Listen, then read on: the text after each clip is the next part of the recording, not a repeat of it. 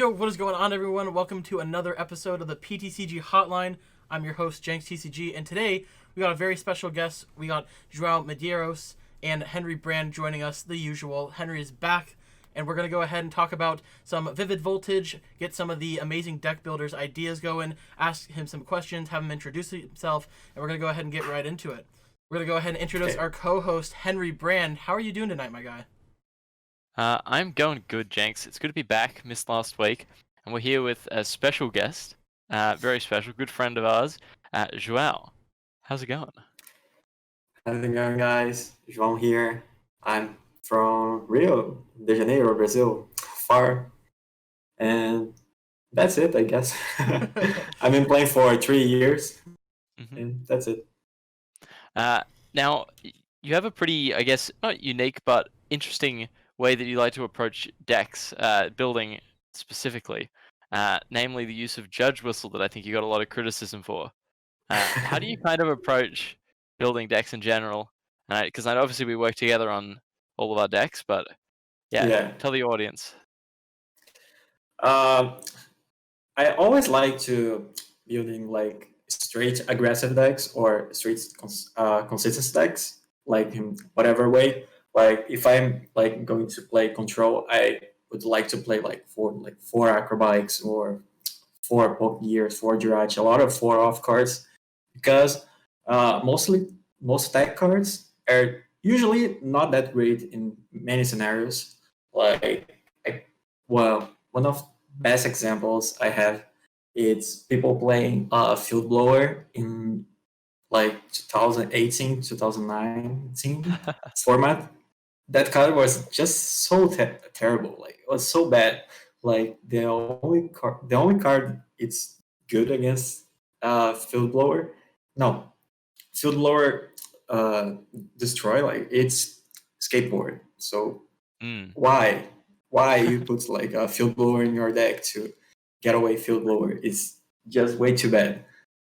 And I just have to play useful cards, usually like Acrobatic. It's a better example. Like you Jirachi, because you have to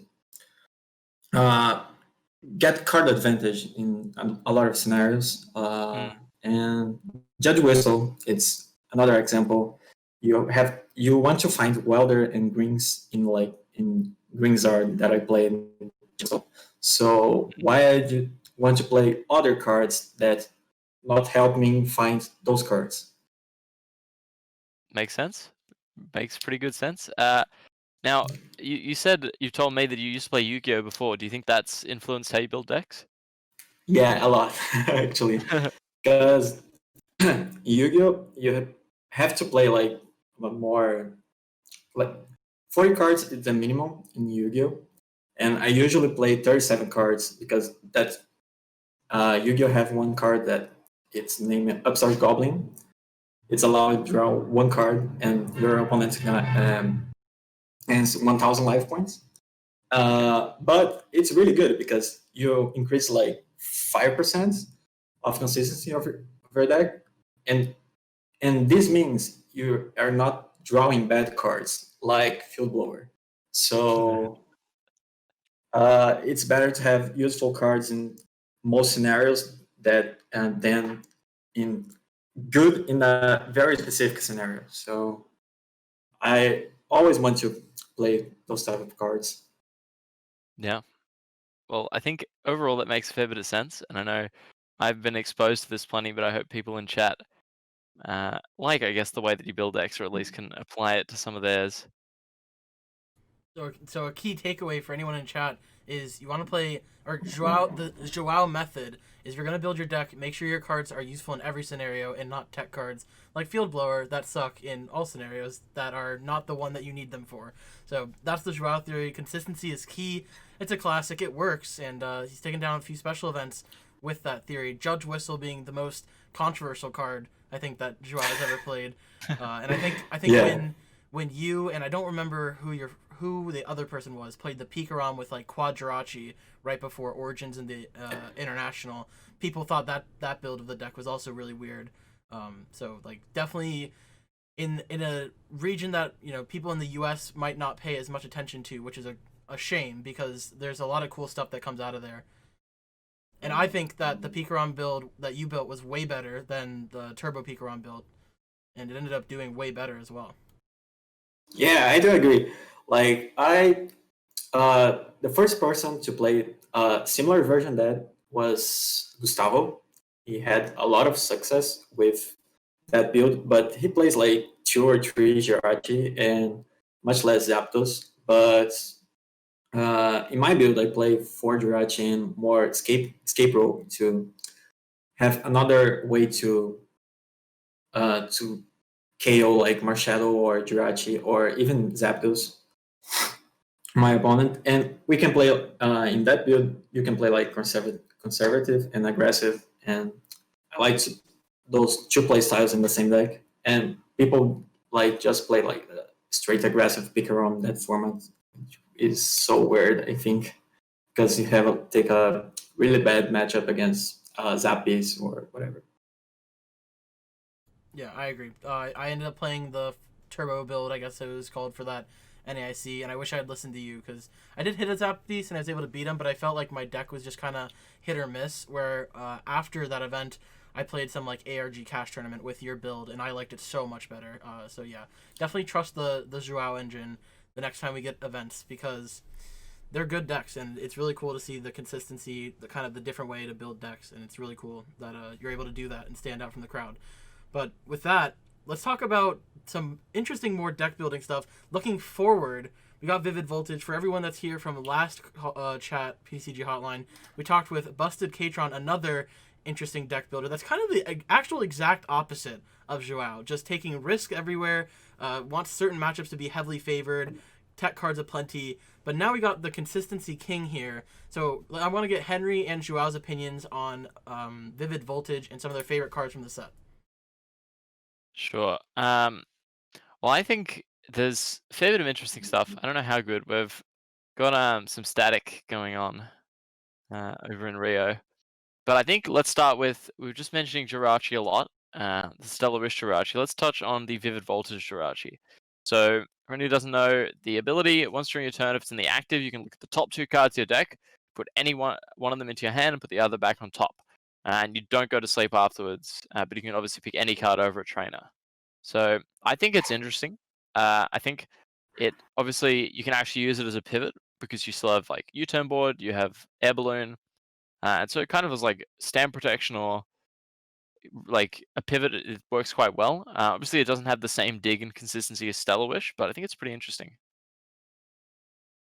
Yeah, I agree. It's very powerful card, I think, because you can like play use that multiple times in the same turn. So it's pretty good. Like open with it, it's also insane. But I don't know like if it's powerful enough to have like a 4-off in this format. So because this format is crazy. So Yeah, I can't see it being a 4 of, maybe like a 1 or 2 of, if you're already playing retreat cards, so you just have pivots.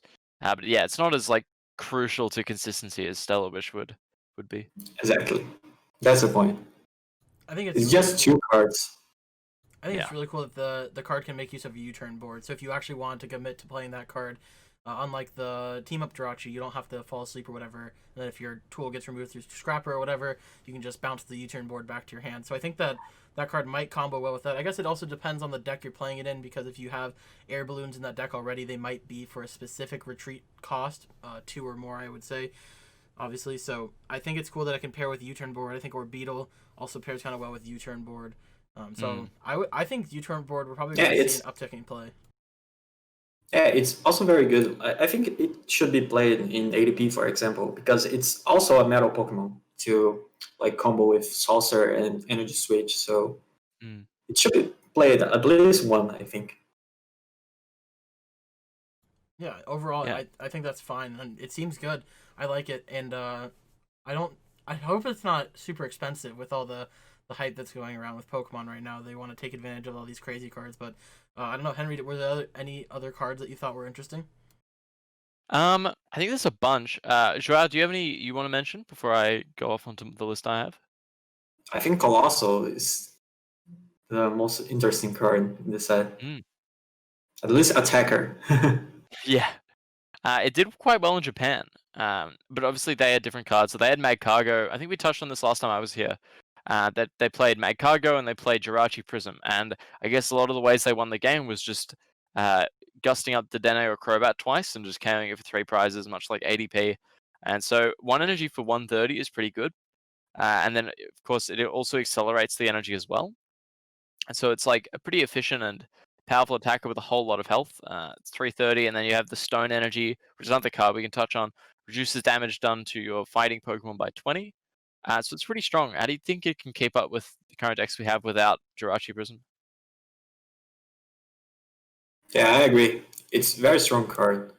Like, and you can play like a bunch of tech cards, or it's something similar to Dragapult. You can play like a lot of consistent cards and play like just this attacker to handle with other stuff. So it's very interesting.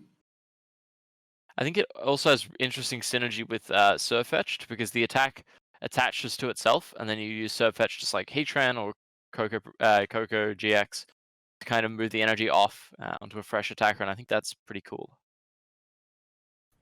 So, would you build the deck kind of just like a sit there, use the first attack, power it up, or would you use the new supporter? I think it says like discard card from your deck, accelerate fighting. It's like, how do you want to power it up? I think you have to play like the consistency. Like the card, it's already good like by itself. So I don't see any reason to play like any energy acceleration card. Yeah, I agree with that. I think obviously like, End's Resolve has never been that good. And so B is just basically End's Resolve. And obviously it accelerates to itself. And so what happens is that you have to attach before you evolve anyway, right? You can't attack on the same turn. So you attach, you evolve, and then you use the attack and you're on 3 energy. And suddenly one more attachment and you're like already at your 240. And then you still have your 1 energy attack, even if that gets knocked out. And so you can do something like attach, pass, attach, evolve, attack. You're on 3 energy. Next turn you attach, 240. Right? They knock you out. You go next turn, attach to active, attack for 1, attach another energy, and then you pivot into Surf Fetch straight after. So even though you can't do 240, you're on that 3 energy. So your like timing of your turns is really good tempo wise, because that's like knocking out those 4 attacks and knocking out 2 VMAX Pokemon.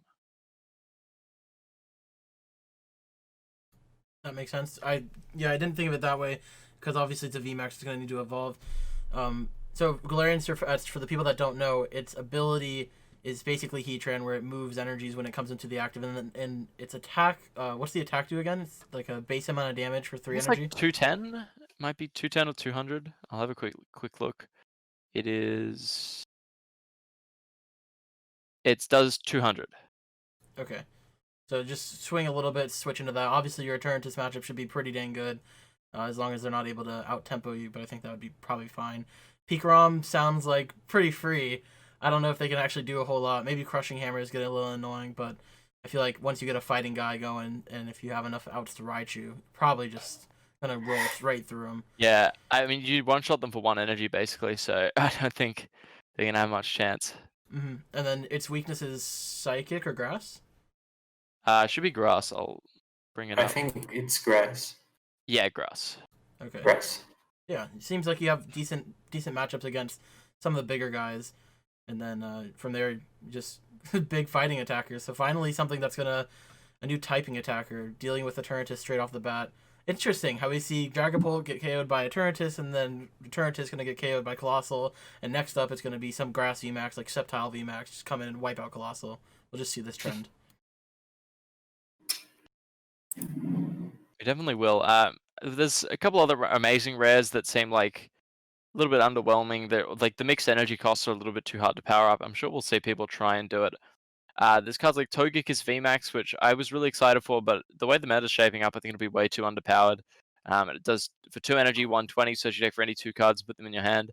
Maybe in the future it might be able to create some kind of strategy, but for now it doesn't seem great. There is a buff to Luca Metal, a metal type weakness guard energy. So if people really want to keep playing their weakness guards, it's strictly better. what about the card It's Leon? What strictly do you guys better. think about Leon? It's so much better than Weakness Guardian. Yeah, strictly better. Yeah, way better. What do you think about Leon? Do you guys know what that does? More Yeah. 30 damage, right? Yeah, 30 more damage. Yeah.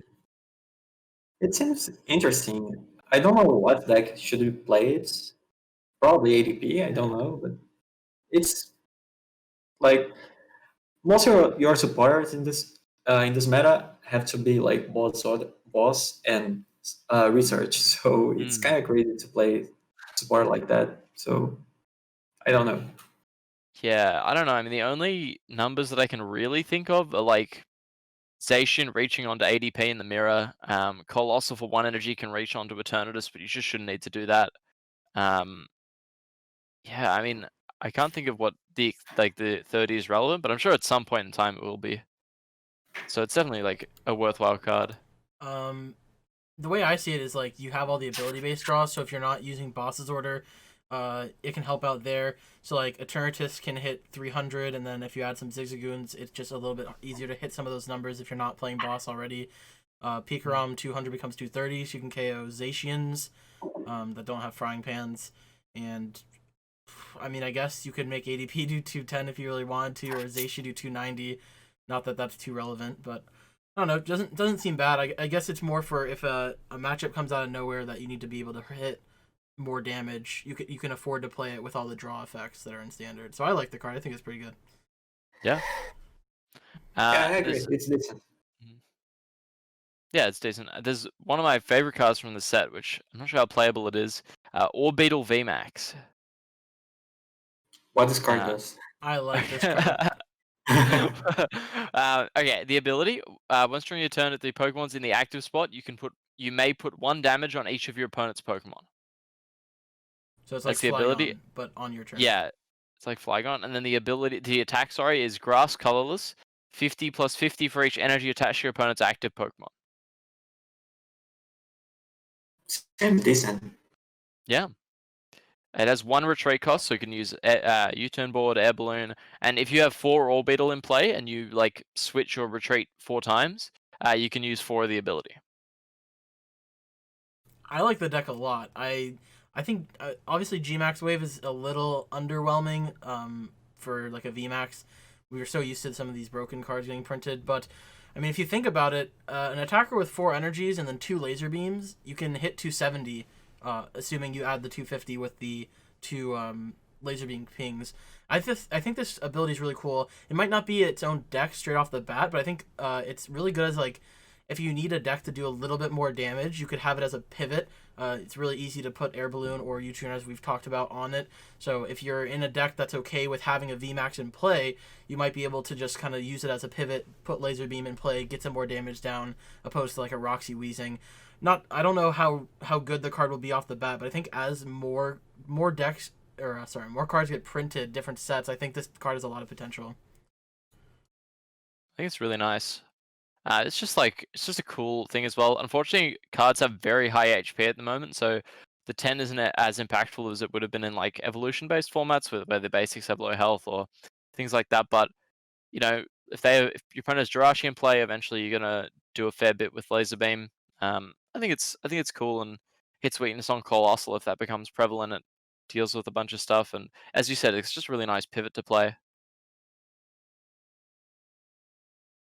Drew, do you have any thoughts on the card? I think it's decent, but I don't know if it's good enough to beat like all the crazy decks in this format. Like we have like Sand Scorch, we have very aggressive decks.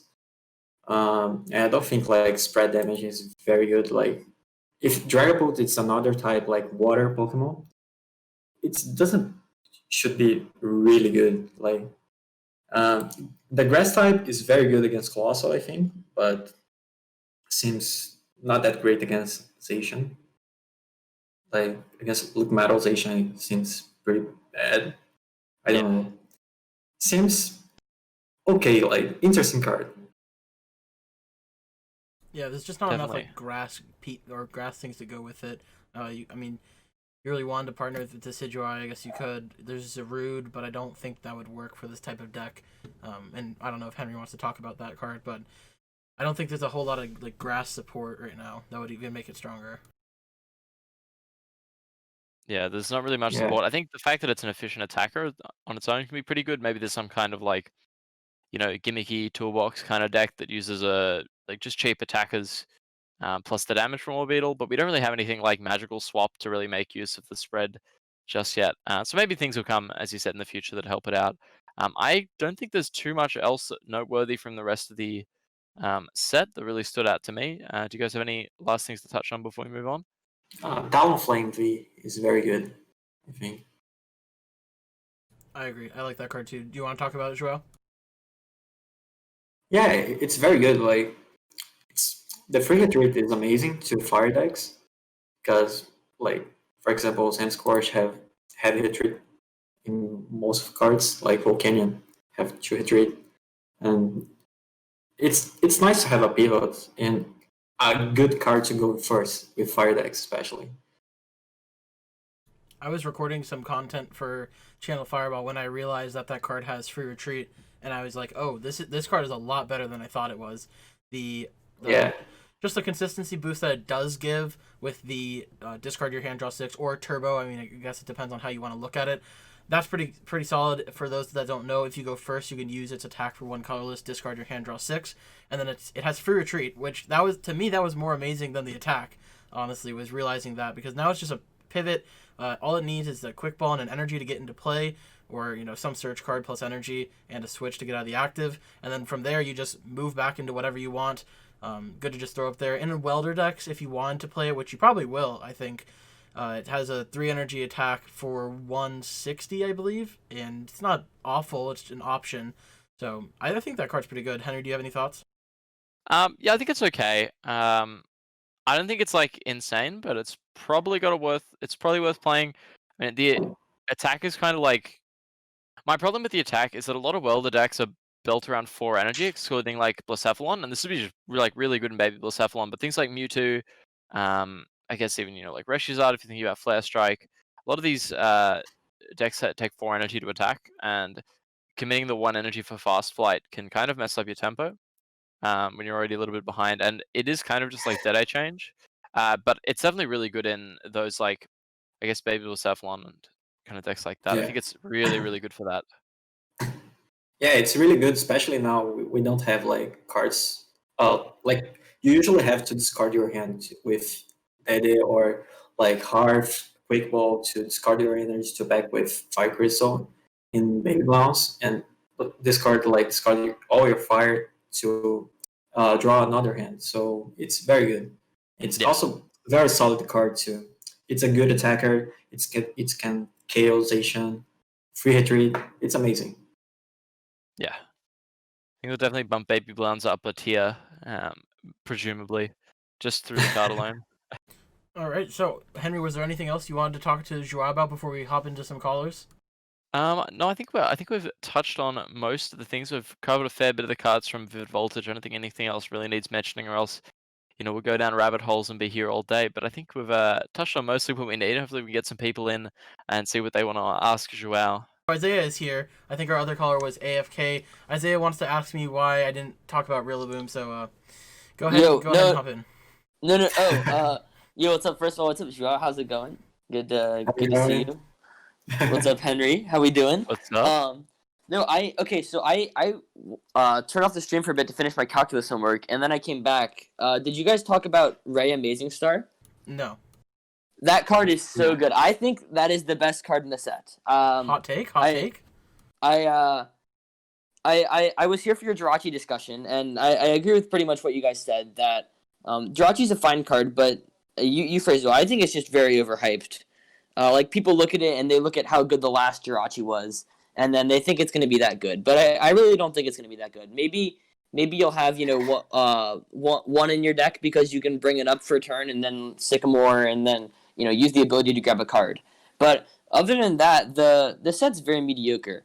And I think that Ray Amazing Star, it just sticks out to me because we don't actually have stuff in our current format that can one-shot. And I have absolutely no idea how the Rayquaza deck would work. But I think that there's some way that it can work. We have a lot of energy acceleration potential in format, and the ability to one-shot anything without using your GX attack is unparalleled currently. So that's why I think the card is good, despite it having very high cost and Pokemon for some reason not making one of the types fire.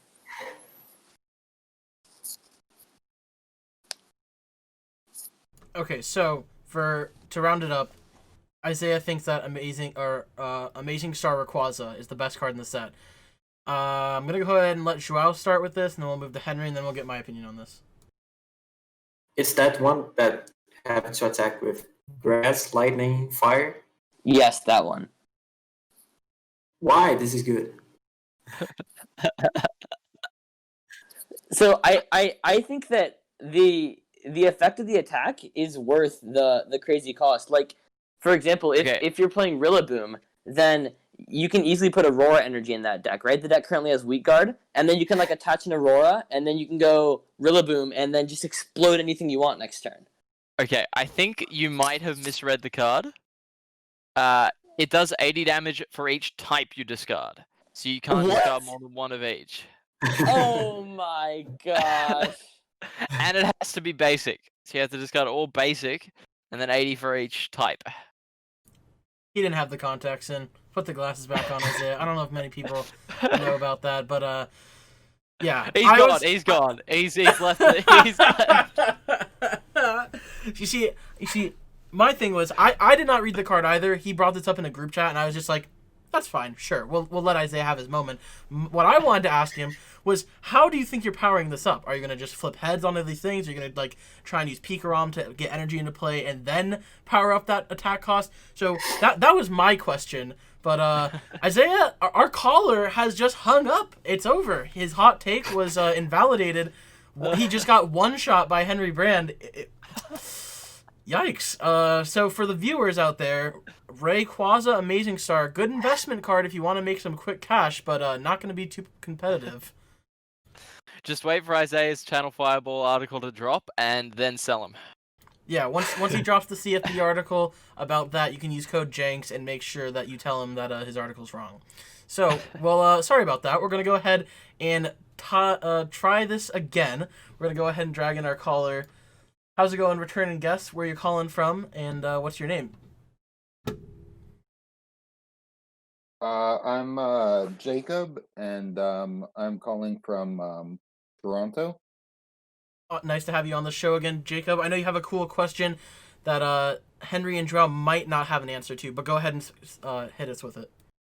Yeah, so I was curious what your favorite expanded decks are, or if you don't have one, your favorite older deck, like not from standard format. So I'll go ahead and start with João, and then go Henry, and then into myself.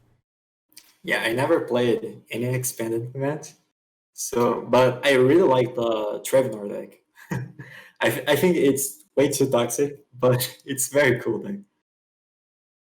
And for older decks in standard, it's not too old, but I really like Pidgeotto Control. I'm sensing a trend. Yeah, those are both cool. All right, Henry, what's your pick? I mean, I obviously haven't played much expanded because, like sure, we don't have it in my region, but the little bit that I've played, I mean, I really like Mewtwo in expanded as a concept because it's way more toolboxy than even in standard it ever was, because you got item lock, you have a kind of like tag purge but other Pokemon, Jolteon EX, etc. Also, it's like a manual attachment deck, which I really like. I like kind of trying to play without energy acceleration because it really feels like you have to, I guess, plan several steps ahead. So yeah, I really like expanded Mewtwo, but other than that, I kind of like Sableye. That's pretty fun as well. Sableye Garb? Yeah. All right, epic deck. So my favorite expanded deck is Trevenor, someone that got to abuse this power to a top 8 at a regional championship before the toxicity of that deck just shut down the entire country and the world. That's how broken Trevenor was. Unfortunately, after going second seed day 1, then first seed into top 8, I was defeated by my good friend Justin Bokari because I'm not good at this game. But Trevenor, really fun deck. Doesn't really allow your opponent to play. And I'll go ahead and jump on the second question, even though I had an answer. I really like Decidueye Vileplume. So also like João, there's a trend here. I like playing decks that don't allow my opponent to play because it makes the game a lot easier if I do that. So Exactly. Decidueye Vileplume, for people that don't know how that deck works, you basically use Forest of Giant Plants, which says all of your grass Pokemon can evolve whenever they want. And then you just cheat out a bunch of Stage 2 grass Pokemon that Vileplume item locks the opponent. And Decidueye is this big 240 HP Stage 2 GX that swings for 90 and can deal 20 damage per turn with its ability per each Decidueye in play. So this was the format where you had Shaman EX and all this other stuff, and you just go through your deck as fast as possible and get all these Pokemon into play and prey on all these silly Night Marchers and stuff like that.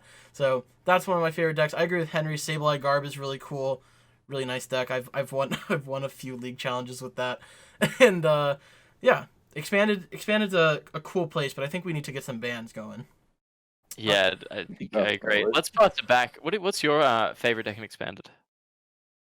My favorite deck in Expanded is actually Archie's Stoys. I love decks that like pile a lot of energy into play, and I love how it can just take a giant knockout turn 1, and it can also do like even giant spread damage with Whale Lord Magikarp turn 1, and I just love the explosiveness of that deck.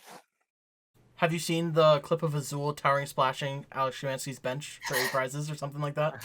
No, I haven't. I should look at that. I don't know if you could look it up by what I just said, but I'll send it to you if I can go find it. It is incredibly funny.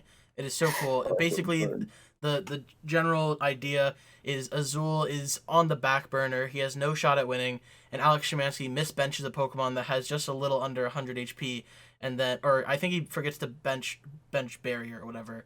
And then the commentators go crazy as Azul pulls off this incredible combo, towering splashes Alex's bench for like 8 prizes. It was incredible. Amazing. But yeah, thank you, Jacob, for coming on and asking about the thanks for decks. having me. We'll see you next time. Yeah. All right, so we got another caller coming in here that has something to talk about the bans, which we're gonna get into. A little background: I believe there's a ban list coming up this week, so I'm gonna go ahead and drag him in here and ask him about where he's from and what's his topic. Yo, welcome to the hotline. What's your name and where are you calling from? Named Jake. I'm calling from Atlanta, Georgia. Nice to have you on the show, Jake. Welcome. What is your topic? And then go ahead and tell us your take on that topic. So yeah, I'm just talking again about expanded ban list. Expanded's like my favorite format right now, just because standard's just like basically unplayable and just not very fun right now. Come at me, I'll die on that hill. Standard sucks. But the most hot topic, I guess, with the ban list is Shaman EX, regarding whether it should get banned, whether it is a problem. Obviously, I've had lots of debates with people about Shaman being a problem. Just want to see y'all's take on that. Okay, so the question is, what do we think is going to get banned this week, and then what are our thoughts on Shaman in particular? Well, I think another question that goes along with that is like, what will get banned tomorrow, but or if there's difference, like what should get banned. So like 2 individual questions there, because obviously TPCI is not really known for listening to its players regarding, bans, cards that are needed in the game, general formatting of the game, rotation for expanded, etc. Sure. Okay, so I'll go ahead and let João go and then into Henry. I think Shaman has to be banned. Like, there's no way. Like, the card is you can draw like all your deck. Like Trevenor exists just because Shaman. So, I think I never played Expanded, but for what I see, Shaman have to be banned. Like, for sure. So that's it, I guess. Yeah, I don't think Shaman should be allowed.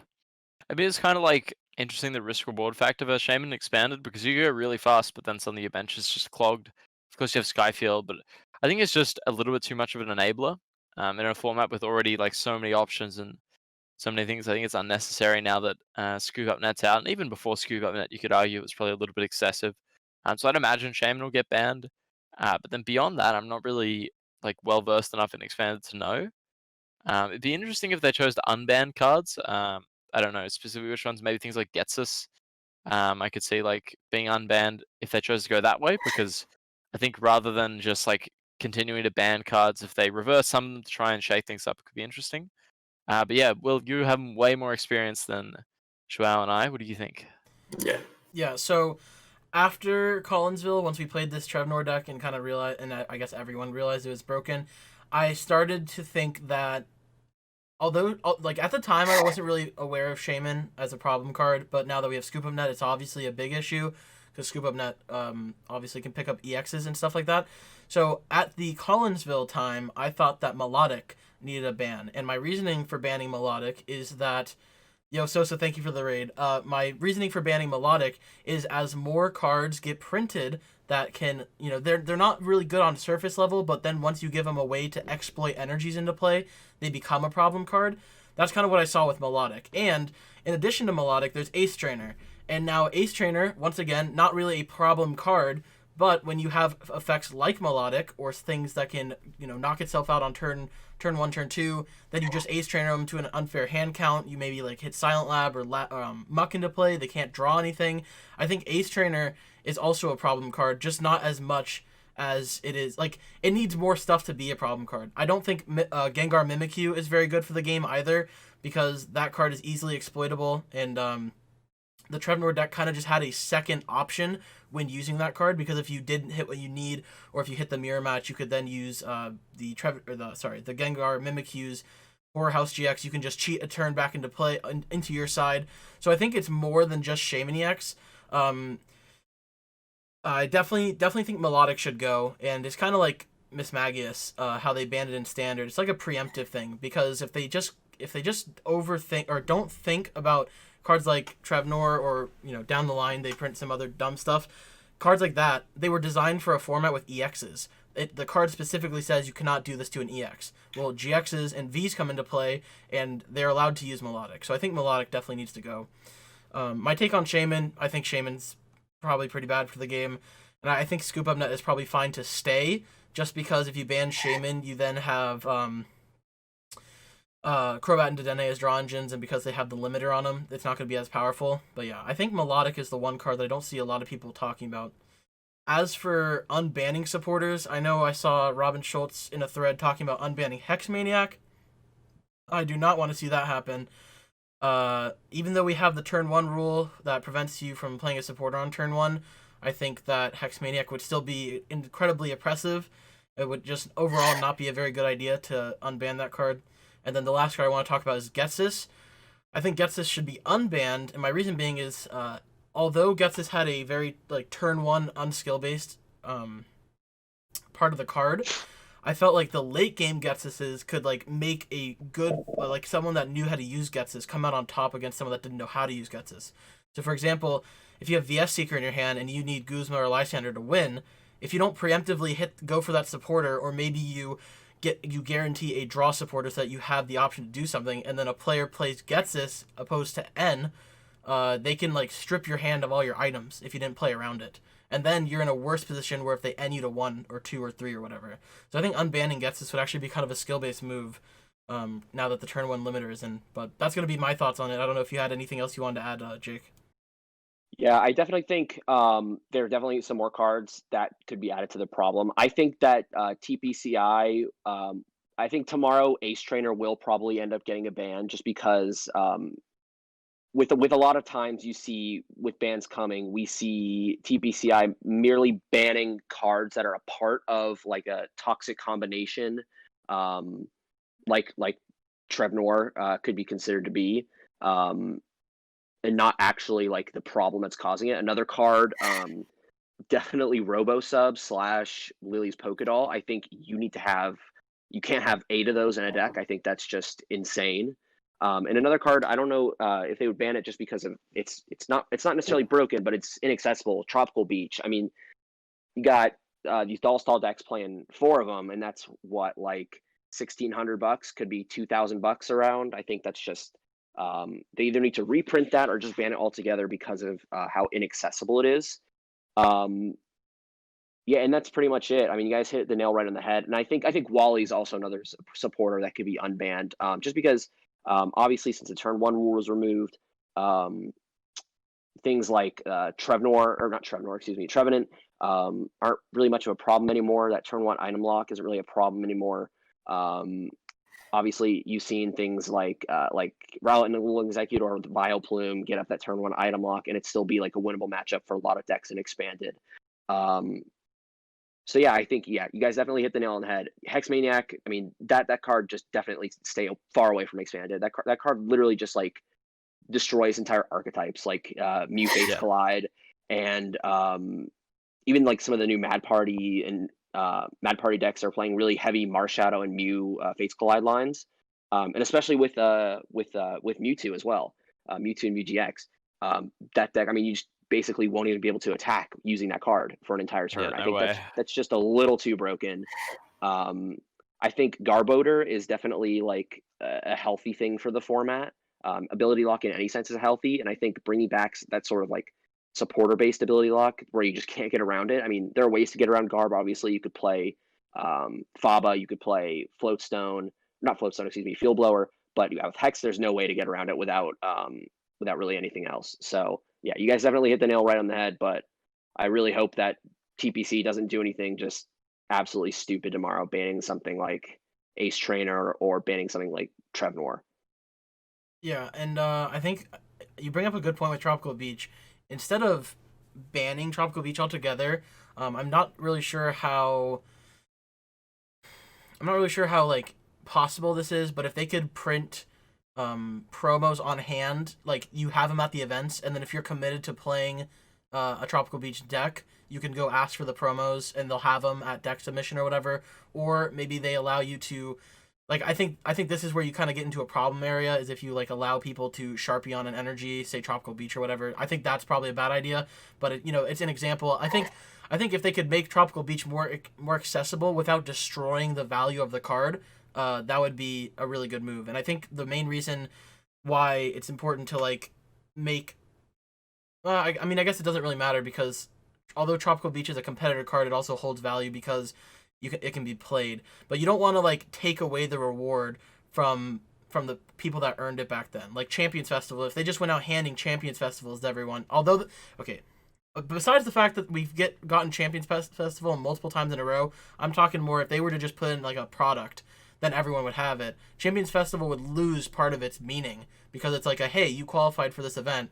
And Tropical Beach is the same way. So maybe a ban is warranted. Maybe just being able to have the option to play it through a proxy or something at a regional would be good. But yeah, I think we hit it pretty well with some of the things. I didn't even realize that it was today. I knew it was the 29th, but damn, time flies. Didn't realize it would be today. So my hot take to end this topic, I guess, I don't expect them to ban anything. We don't have any expanded events as of now, and it kind of just depends on how much they care about expanded ladder and ticket tourneys. But that's going to be my hot take to end the discussion. So, Jake, thanks for coming on, and appreciate it. Yeah, Thanks, man. Appreciate it. All right, so we're going to go ahead and drag in Isaiah. I think he's back. So let's see. He didn't voice a topic or anything, so we'll see. Isaiah, welcome back. Do we have a revolution? Hello? Sorry that I welcome dragged back. you out. This is why we mute the people in the waiting room. But I wanted Dude, to talk I was to having Braga. a good conversation with Braga. So you're back. Did you discover something? Did we roast you too soon? Yes. Okay. So while Henry, I might have gotten one shot by Henry, Henry is soon going to get one shot by amazing Rayquaza Ho-Oh with Ninja Boy in Expanded. Well, this is where the talking about expanded problem occurs, because we were talking about standard trainer.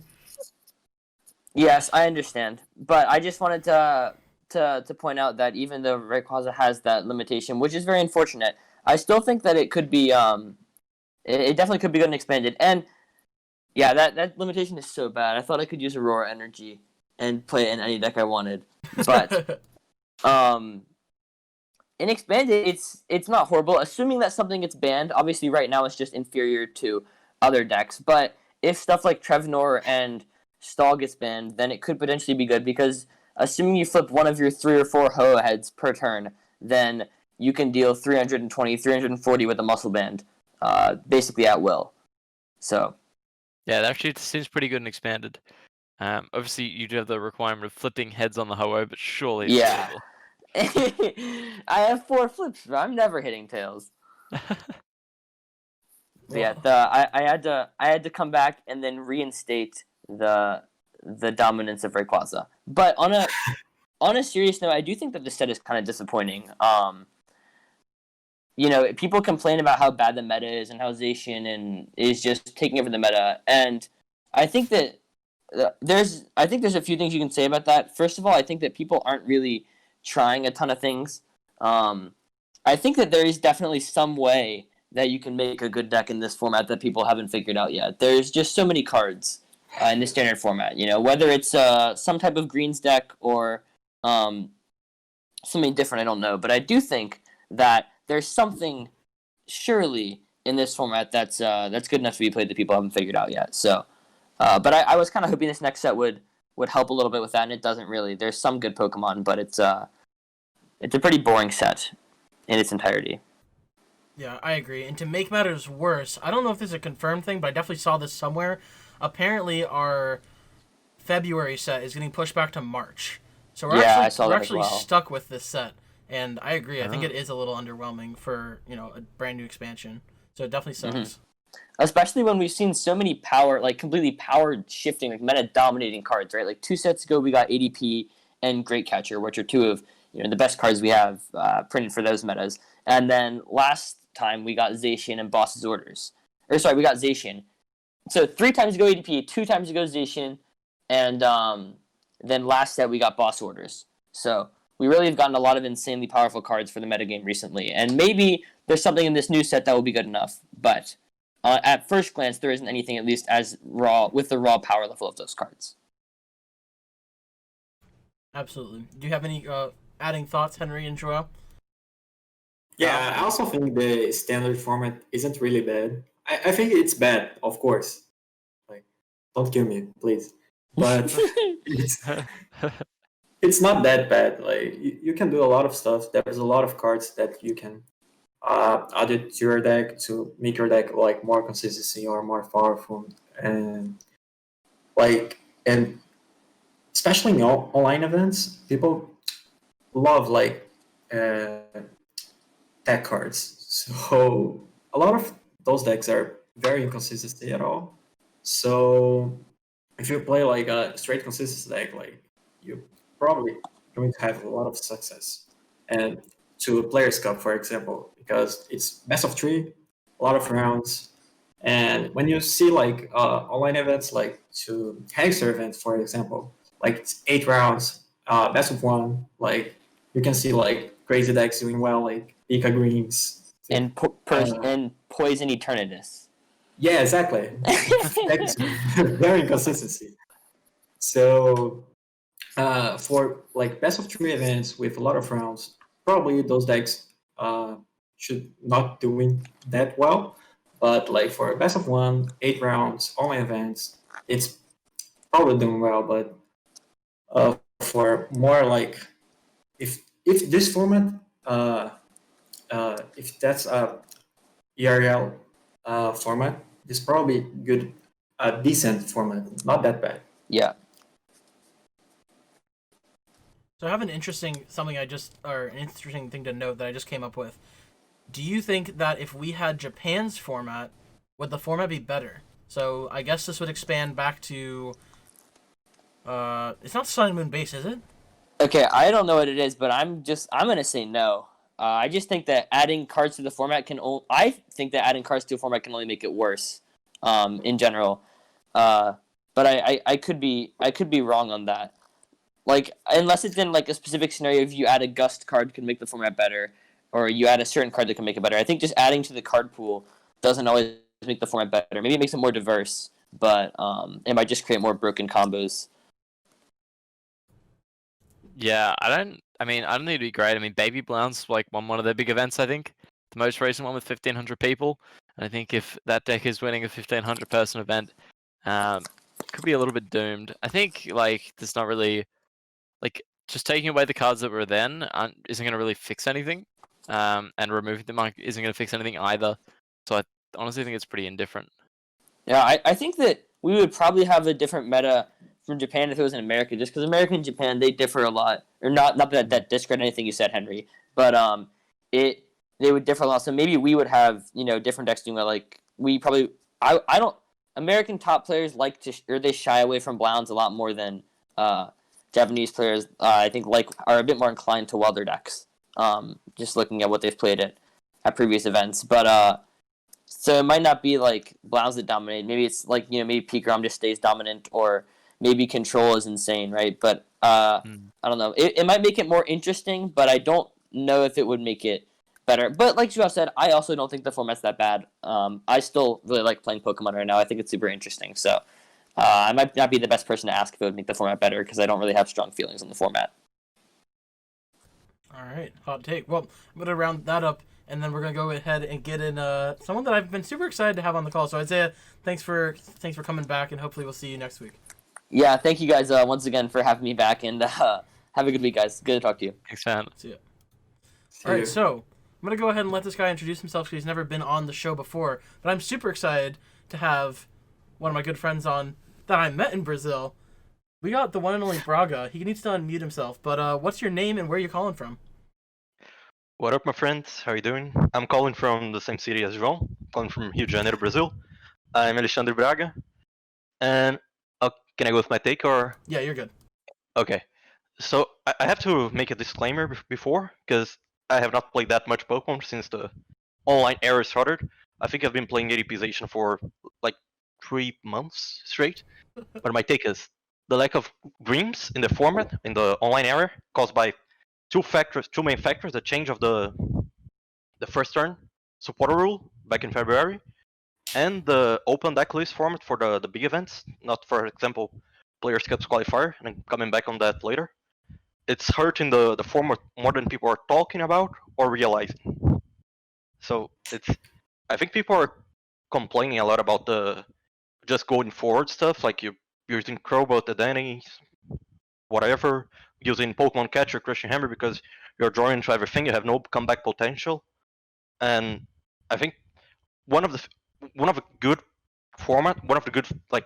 deck formats you have, it's Greens. It's for the comeback potentials, it's Greens. It used to be good, but I don't think you can actually rely on that in a decent way when you're playing an open deck list. And not just that, for example, when you're playing back in the time, imagine playing some Zoroark decks with open deck lists. It would be horrible. You'll be seeing people attaching random floats on because they're not playing Field Blower, for example. And I think one of the beauty of card games is what is going through both minds of both players about stuff that are not being seen. And you're seeing everything. The stuff everyone is just being like incentivized. Is that a word? Probably it is. Incentivized to play stuff like 4 bosses, 4 catchers, and draw into everything, and just go like, okay, I'm playing my game. Then I'm playing this. When I'm playing ADPZ, I'm playing this because I was basically playing this for the Players Cup qualifiers, and because I didn't want to interact with my opponent, so like play Pokemon, play my turn, and then I don't know, watch them stream, and then when it's my turn again, I'm going back into the game. I don't need to watch my opponent play, and I think the fact that we're not seeing that much greens is hurting the format in the way that people are complaining about more than it's being talked. So I'll let you guys talk about it. Okay, so I think there's a lot to unpack here. Actually, this is probably gonna be a pretty big discussion. Okay, so to summarize, greens is really good. Is the first take. Second take is greens is not being played as much because open deck lists, and on top of that, open deck lists has standardized some of the decks because there's not a whole lot of diversity, and obviously the online format there's not as much on the line, so you don't have to take the game as seriously. The standardization of lists helps with that. It makes the game a lot more easier to play. Was there anything I missed? I think you're good, and I need to say that I need you guys to confirm all my points, because I'm possibly not going I'm not sure how much people are how much people are playing actually greens. I can be wrong on my assumptions, but I think it's not that much as it should be. Yeah. So yeah, no, so interesting that that you bring this up because a greens Reshizard or Braixen Zard, some greens welder deck ended up coming out of nowhere. I'm not familiar on the tournament it placed at, if it won or whatever, but I know it got a little bit of talk. There's been a few articles written on it. So we've definitely seen a greens deck come back into the format. I think there's one person, I think his name is Saksect17 or Saket Bramir or something. He played Greens Pikarom to a little bit of success, but other than that, I don't actually think Greens has been seeing a lot of play. So, João, I'm going to give it to you. Go ahead and answer the first one, which is your thoughts on Greens and Standard. Yeah, I agree with all like Brian said. Open decklist, it's really bad to play tournaments actually. You can't like realistically you can't play greens decks to online events. Like, it's very bad to go first, the turn one rule, and like other decks like green. There's another issue about greens deck is crashing hammers. A lot of people are playing crashing hammers in a lot of decks, which is a shame. And for example, like Green's Chinachon, it's a very good deck in this format. If we have like real tournaments, and people play like can let you go first and have crushing hammers in the deck, so you have a huge disadvantage. Play like a deck like that, and Green Zard is like most impactful deck to. If people let you go first, you have like a terrible turn. So Green Speaker on, not that bad, but Green's Rashes are any Green's Fire deck going first in this format is terrible, and it's more impactful with Crushing Hammers played in other decks. Chinachomp is a great example, and even like Green Zard can be hurt by Crushing Hammers if people let you go first. So it's pretty bad to play greens in this format. And I agree, people play like straightforward, aggressive decks in this format because open deck lists. Yeah, so I agree with like everything. I think that open deck lists is actually feels good in best of one, because I feel like the problem with open deck lists is that it removes like tournament skill, right? People focus only on the fact that you can play around with your opponent has, like that's great and all, but as you was touching on, like the uniqueness of card games, you gather this information, and if you have the ability to hide your cards from the opponent, like you take a different line of play. Like let's say in the past, playing End instead of Sycamore just to deliberately hide a tech card so that it shuffles back into your deck rather than discarding it. Like hiding things like that, or not playing them if you don't need to win that game so that your opponent isn't aware. Little skills like this, but when you can't actually gather information and play around it in the next next two games, then I think open deck list is fine for best of one. As for greens, people, and especially at the moment, I mean, honestly, it comes almost down to, in some ways, kind of like the dopamine rush of like discarding your hand with research or, Dedenne, Crobat, everything. Like drawing things and getting lucky is like an instant gratification kind of rush.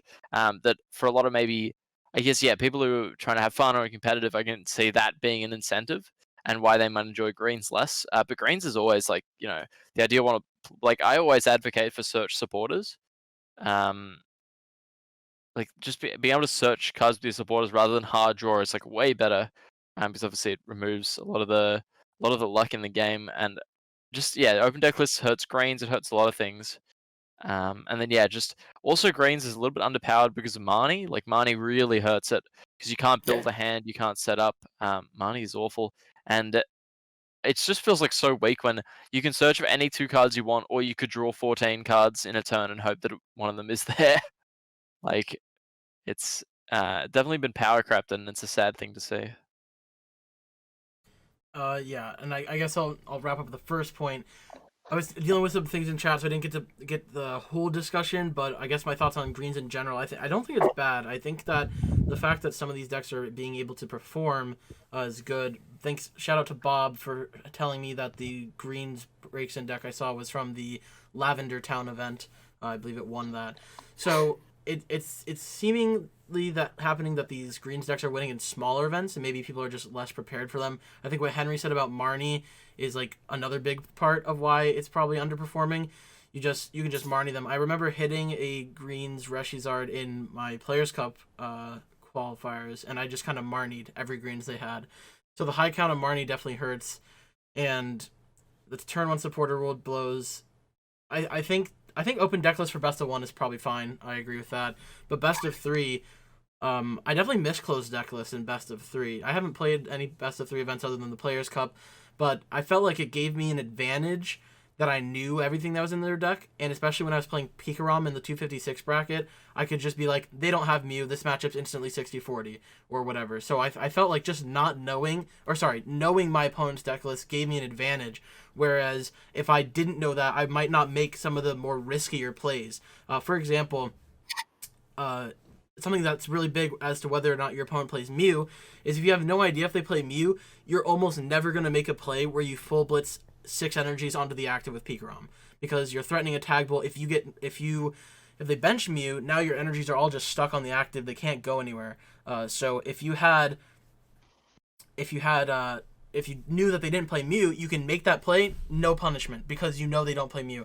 I think that's where the open deck list kind of sucks. And more on that is, if you figure out they play it game 1, you're not going to play that way again. Or if you go the entire game 1 and don't see it, then you might play differently. So I definitely think that the decklist thing being shared hurts it a little bit. But then again, at the same time, the online decklist, you kind of just have to trust that your opponent's not going to swap cards that may or may not be in your deck, and I don't know, it kind of sucks. Oh, I think it sucks, and I don't think it can actually be fixed. I'm saying this because I see a bunch of people complaining all the ban ADP thing that happened, and I think it's happening still.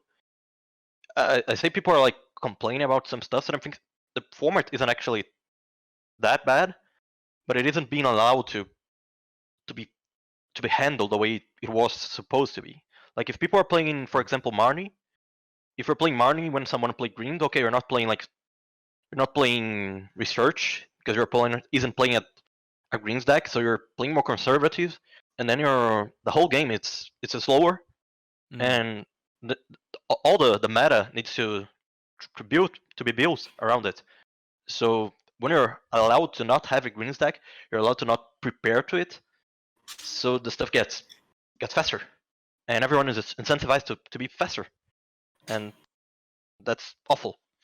I think that's people are complaining. The point is, people complain about the meta being so fast, and because you're not allowed to be slow, because you're losing if you're slow. If you try the best archetype that is slow is hurted in a bunch of ways, and that's why we're stuck with what we have, which is apparently bad by what a bunch of people say. Not saying that I agree with this. Also, this is like slightly adjacent to closed deck lists, but because of online tournaments, I think that Excadrill Control would actually be ridiculously good. In this format, like really good. But it just can't be played like online because of time limits and things like that. So we'd see a vastly different meta, like to compared to what we have online. Obviously, people aren't going to play Crushing Hammer in real life, things like that. But yeah, as you said, like the meta hasn't been allowed to evolve, and the way it's kind of developed has been pretty bad. And it's not to say that it'd be amazing if it was in real life, but things would be a lot different. Like the game would probably be slower just by the fact that Control will be a deck. As you said, like greens might be able to be played, things like that. I'm just responding to chat quickly. Why wouldn't people play Hammers IRL? Because online, there's like this whole psychology thing where people are willing to take risks more online because they're not really putting anything on the line when they go into these tournaments. There's not really any rewards. They're not putting in their time or their money really to go to the things. They're not traveling. They're not, taking all this time out, and there's nothing kind of on the line. There's no loss to them, and so they're willing to take more risks. And obviously, in our opinions, Crushing Hammer is bad. I would never want to play the card because there's just no point not having control over the game, even if it's a strong, impactful card. It's just not worth it not being in your control. And so people willing to make these risks and play these cards online is why we see these kind of riskier deck lists or crazy coin flip cards. Yeah, absolutely. And you got to realize that it's a lot of these things, even if it's a league challenge or a league cup or tournament regional, whatever, it's a big financial commitment. I guess it's subjective to who you are. But baseline, if you're flying to an event, it's not a local thing. You have to pay for entry, all that stuff. People don't want to risk all that on a Crushing Hammer flip. And bringing it back to Extra Drill, I agree. I'm actually pretty surprised with that deck. I got to read Sanders' article that he posted about it. I liked it a lot.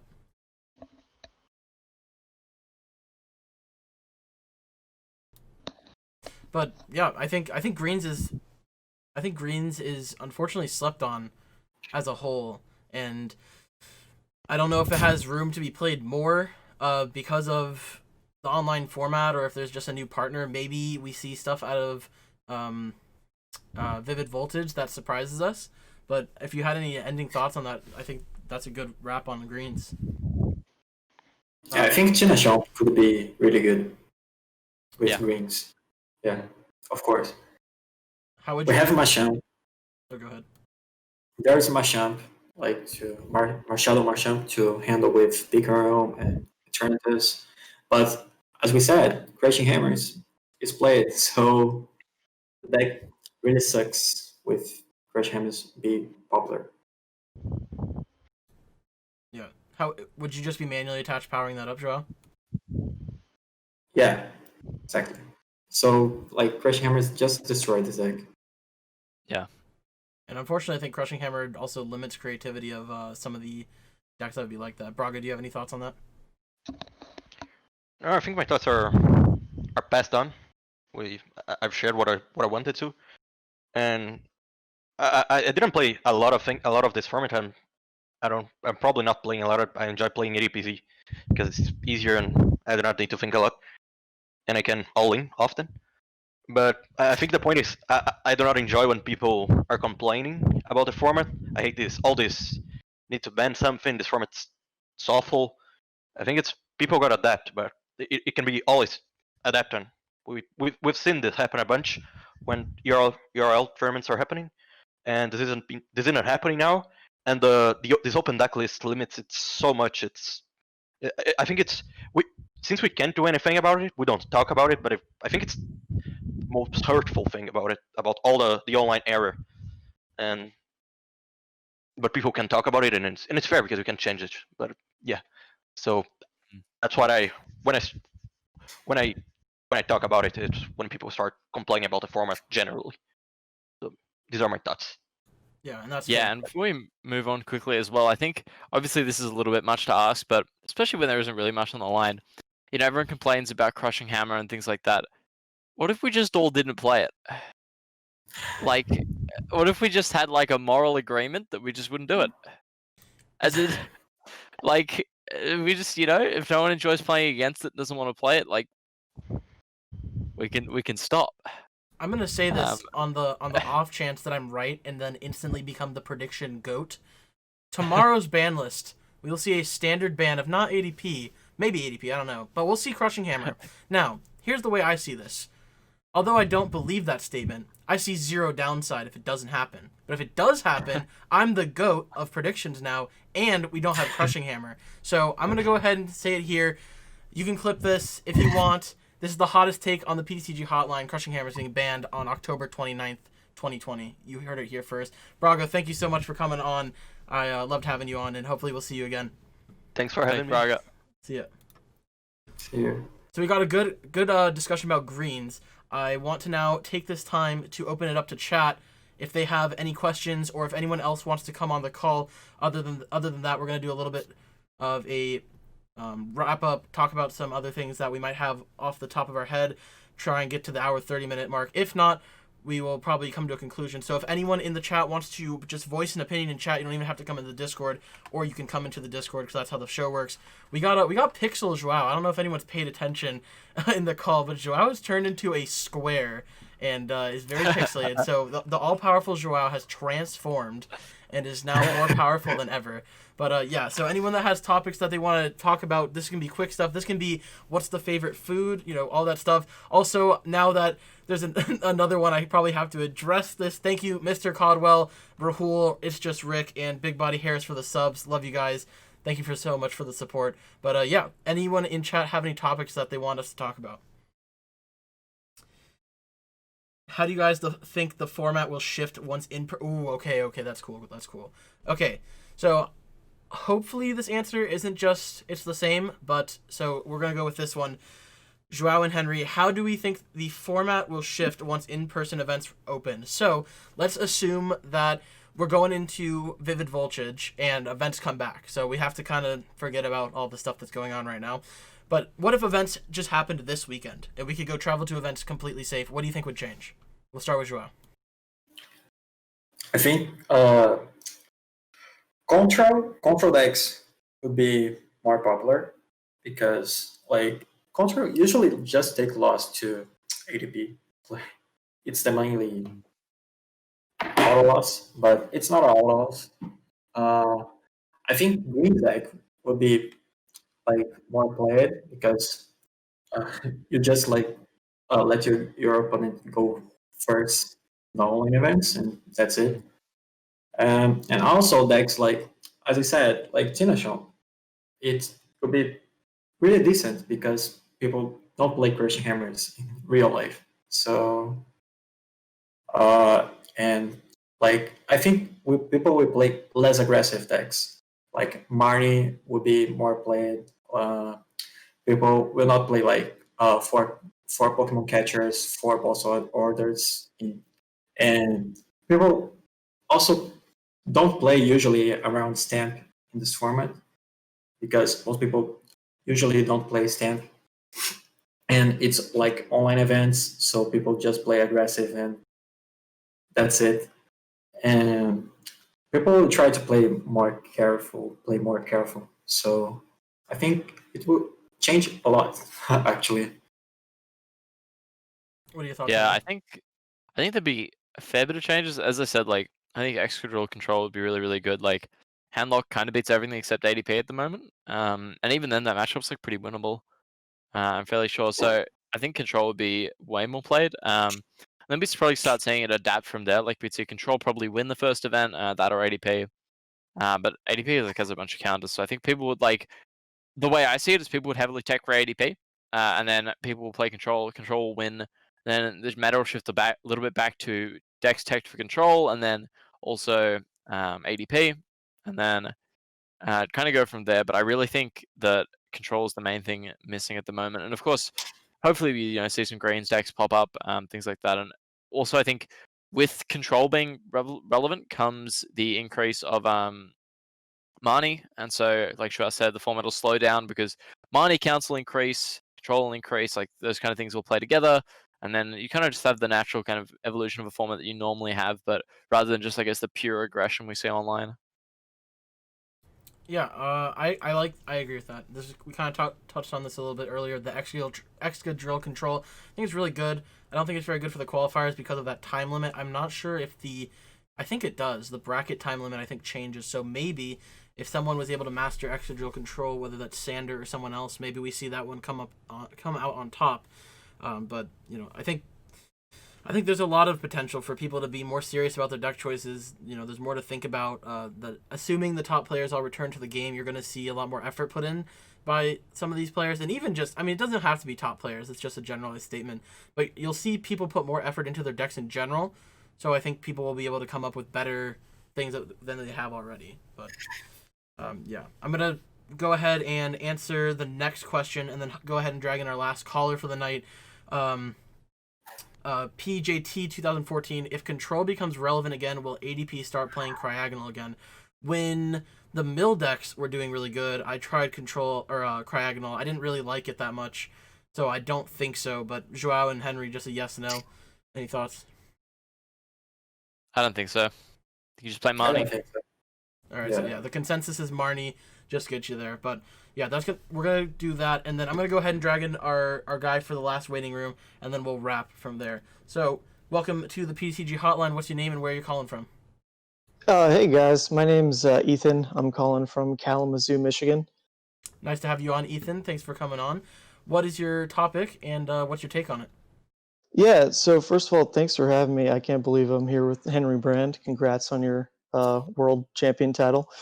But I was just wondering if you guys have had a chance to play in any of these alternate formats that have kind of cropped up in this weird online world we're living in.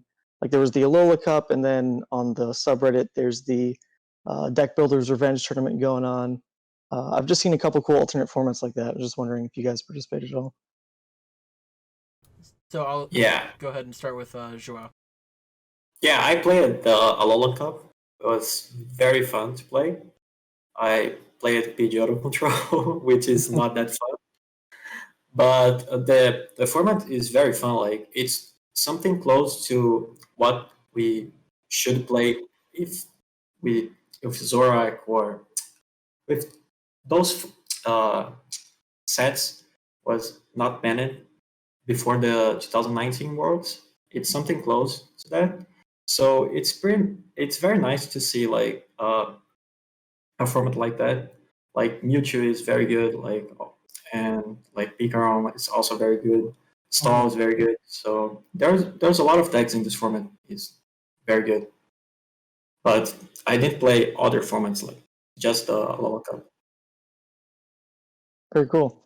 Yeah, I think there's so many cool ones. Even like the old format ones are interesting, but in terms of the alternate ones, the Alola Cup I really wanted to play in, but unfortunately, I kind of like psyched myself out a bit. I always want, like, whenever I want to play in one of these tournaments, I want to like do a lot of preparation, right? And I want to be sure that the deck I'm playing is really good, and I have answers for things, and I don't want to be blindsided. But unfortunately, that takes time and effort and investment, and I didn't really get around to putting that much time into it, so I chose not to. But they're really cool. Like, I think that format's really interesting, and same with old formats, or I don't know so much about the like just banning one card like ADP from standard. I don't know about that, but yeah, like these Alola Cup, I think it's something that's only really popped up because of the online era, but a really good thing, and I hope they kind of stick around. It's difficult when big tournaments come back because obviously people want to put their time and effort into those tournaments and those formats, but yeah, hopefully they stick around. Yeah, I like that take. There's definitely like an absence of these interesting rule tournaments in person, exactly because of what you said. People want to focus on the competition of it. So this has just been a really cool time for me, who's a little bit more, I'm a little bit more casual. So playing in all these alternate stuff has been a lot of fun. Yeah, it's definitely great, and it's fun to be able to use cards that have rotated or things that you really liked and give them another try. Yeah. Well, thanks, guys. That's one of my favorite things about Expanded too, is just the ability to use some older cards. Obviously, there's some problems, but as for myself, I haven't played any of the alternate formats just because I don't really have the time to do it. But I've seen some of the results from the Alola Cup, and I think it's really cool. I know when I started playing the game, Xander Bennett was someone that was advocating his own like little format with completely custom cards and mechanics and stuff like that. So I definitely think that if people were to commit to like building a circuit around a completely new format or Xander's format, doesn't really matter. That would be really cool. I haven't checked out some of the subreddits or anything. I don't really use Reddit, but Ethan, I wanted to go ahead and ask you before we close the show. Do you have any places where people can check out these formats, maybe the Alola Cup, the Reddit, or anything else you've tried that maybe people that are interested can get a taste? Yeah, so right now, my local group of guys, I'm actually the Pokemon tournament organizer for our local store up here, Odyssey Games, shout out. Awesome. But our local guys here have been enjoying this Dragon Challenge that Omnipoke played in and posted some videos for on YouTube. It was this tournament sponsored by Dragon Shield, where you could only play 2-ofs, max copies, no Vs, GXs. I think it was like Sun and Moon through Sword and Shield era. We've been playing that in person at our store, and it's been just a ton of fun. Oh, that's really cool. So Omnipoke would be the place to check that out. I think the Professor's Cup does something similar where you can only play like non-ultra rare cards. I don't know, but yeah, that sounds really sick. So you got some Reddit alternate formats. The Alola Cup, the person we're gonna go to find that is Stefan Ivanov, and then we got Omnipoke and his Dragon Shield format, which Dragon Shield, great sleeves, shout out. But Ethan, thank you so much for coming on. Appreciate you being here, and have a good one, my guy.